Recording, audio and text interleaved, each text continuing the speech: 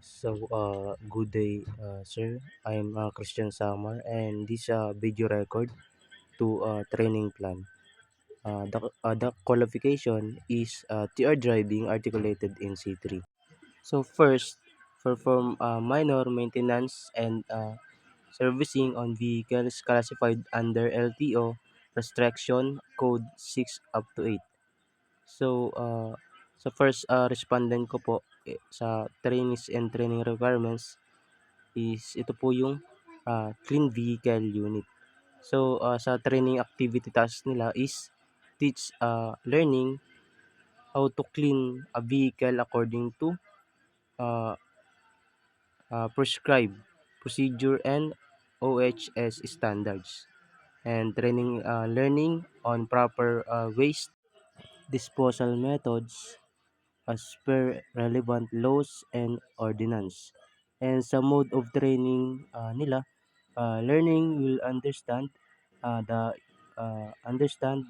standards procedure for cleaning a vehicle. Learning will apply the occupational health and safety OHS standard during the cleaning process. And learning will apply identify different types of waste generated during vehicle cleaning and maintenance. Learning will demonstrate proper disposal technique and compliance with relevant environmental. At para na din po sa stop, sa third driver articulated in C3 is si Miss Irene M. Isaac, and sa venue po nito is sa Land Transportation Office.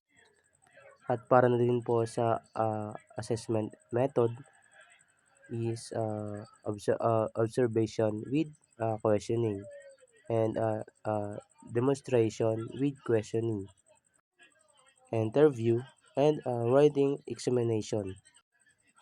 So second, observe road health and safety practices. And sa training requirements nito is observe traffic sign and road markers.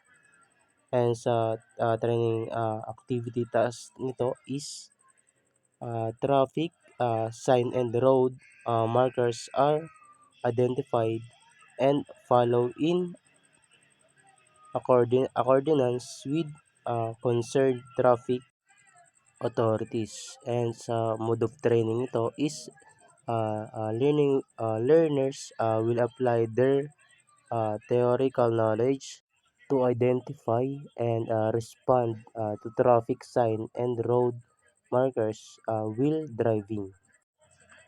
So, the third is drive articulated vehicle.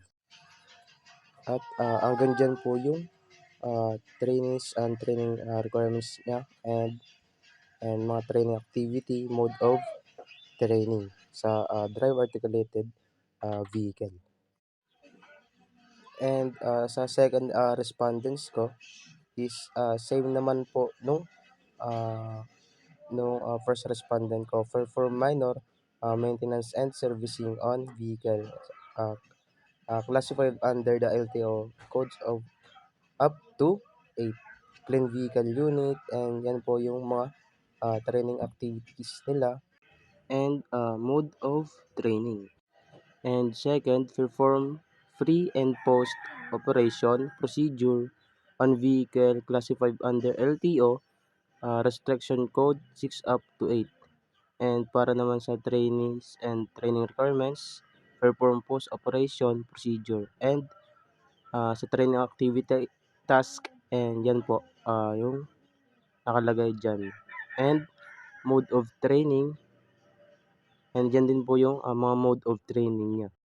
Hanggang dito po yung mode of training niya. At para na din po sa third respondents ko, same na din po sa mga nauna, and perform minor maintenance and servicing on vehicles qualified under LTO restriction code 6 up to 8. And yan po yung mga training requirements, requirements, clean vehicle, and mga training activity, task, mode of training, and so yan. And sa second, perform free post operation procedure on vehicle classified under LTO restriction code 6 up to 8.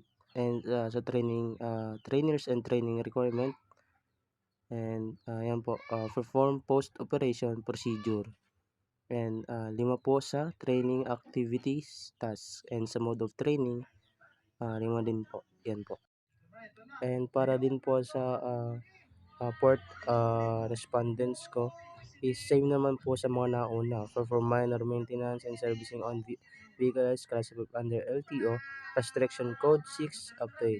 So yun po yung mga training requirement, clean vehicle, training activity task, mode of training. And second, observe road health and safety practices. So sa training requirements nito, observe traffic sign and road markers. And para naman po sa training activity task nito is traffic sign and road marker are identified and follow and accordance with concerned traffic authorities. And sa mode of training nito, trainers will apply their theoretical knowledge to identify and respond to traffic sign and road markers while driving. And para po sa third, drive articulated vehicle. And yan po yung training requirements nila. And ito po yung training activity task, and yan din po yung mode of training. So the last respondents po is perform minor maintenance and servicing on vehicle classified under the LTO restriction code 6 up to 8. So yan lang po yung mga trainers and training requirements nila niya, and training activities task, mode of training. So wala na pong iba. Baga yan lang po yung dapat na improve niya. So yan lamang po. So bali po pala yung total na duration ko po is 1.7 hours. Bale yung 50 is dinivide ko po sa 28. Kaya yan po yung result. And para po sa date and time ko is October 5, 2024, 7 a.m. to 9 a.m. And October 6, 2024, 6 a.m. to 8 a.m. po. So that's all. Thank you so much po. God bless your heart.